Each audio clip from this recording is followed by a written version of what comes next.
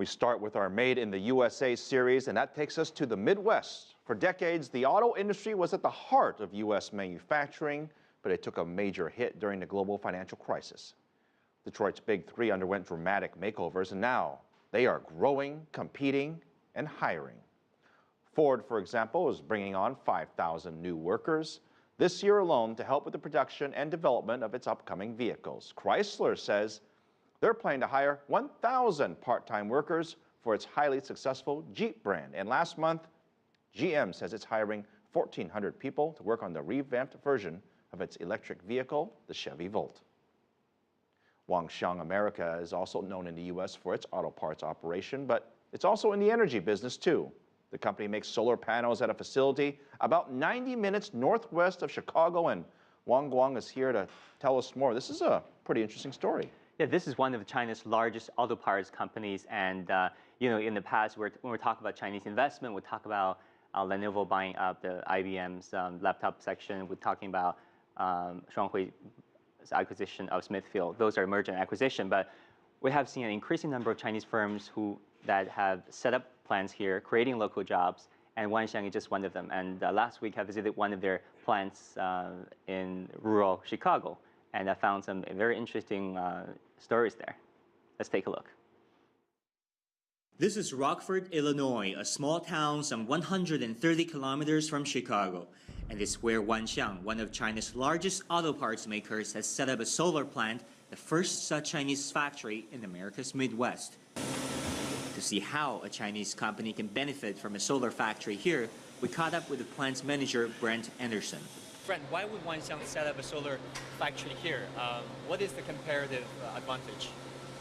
There are several advantages. One is that the government has a Buy American Act, so it makes it conducive for some governmental agencies to buy American panels. There's shipping costs involved. So when you're buying an Asian product, you have to ship that over. Energy costs are very low in Illinois, in the Midwest, and so for running this production facility, very, very little of our overhead is energy costs. Is there a concern of rising labor costs in China? There is a concern. They're continually raising labor costs in China. And we'll see in the future, in June, there's supposed to be a ruling on the next tariff that could be as high as 30–40%. Making it here saved all the trouble. It saves all that trouble. It's not just Wanxiang. Chinese textile company Ke is investing more than $200 million to set up a textile plant in North Carolina. And last year, China's largest PC maker Lenovo built a production facility also in North Carolina, creating more than 100 local jobs. According to Rhodium Group, Chinese investment in the U.S. reached $14 billion in 2013, twice as much as in the previous year.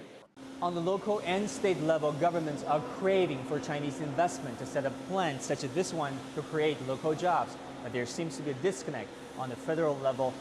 More Chinese investments have come under intensified scrutiny by the country's foreign investment watchdog on national security grounds. In the election year of 2012, a number of Chinese investments were blocked by the Committee on Foreign Investment in the U.S., or CFIUS. In 2013, Wanxiang America met similar challenges. Ping Ni is president of Wanxiang America, and he shared his advice for Chinese companies on dealing with CFIUS. We totally respect the different voice, because that's what democracy is about. What we're doing to make sure there's no national security issue, and what we're doing to clearly demonstrate such acquisition will only help the U.S. economy. Obviously, politically, the wind could blow from the left, and it could be from the right. What we need to pay attention is the procedure, policy analysis, and how do we make sure we comply with all this procedure and policy. Wang, first of all, I love this topic, and you've been researching whether or not there is a real competitive advantage for whether you're manufacturing in the U.S. or manufacturing in China.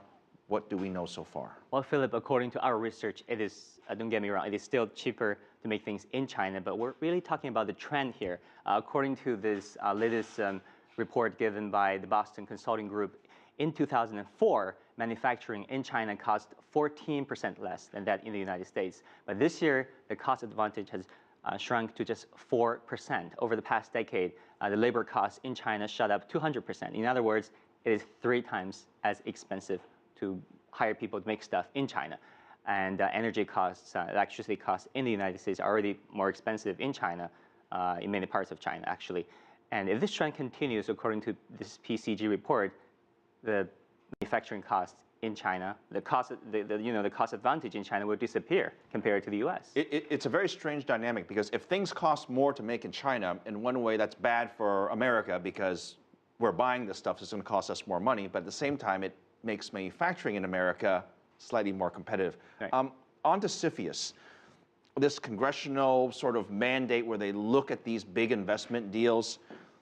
Do we know whether or not it's working as intended, or is it just making it harder and harder to do these deals when you talk about U.S. and China? Well, I think that has there been a large number of Chinese firms that have been targeted by CFIUS? Yes. But has there been an unfairly large number of Chinese firms? I don't think so. Topping the list of the CFIUS review actually are the British companies, which accounted for 26% of all CFIUS reviews, not Chinese companies. Chinese companies only accounted for about 7% of all the reviews. And of course, there has been an increasing number of Chinese firms that have been targeted, but the rate of the increase is largely consistent with the rate of increase of overall Chinese presence in the United States. You're saying this is all normal, basically, because there are more deals. There's simply more deals being done, so obviously the number is going to be bigger. Right, Phil, and also there are most Chinese firms are able to maneuver through the CFIUS process. Well, we have an expert that's going to help us on this. Wang, right. Thank you for your time.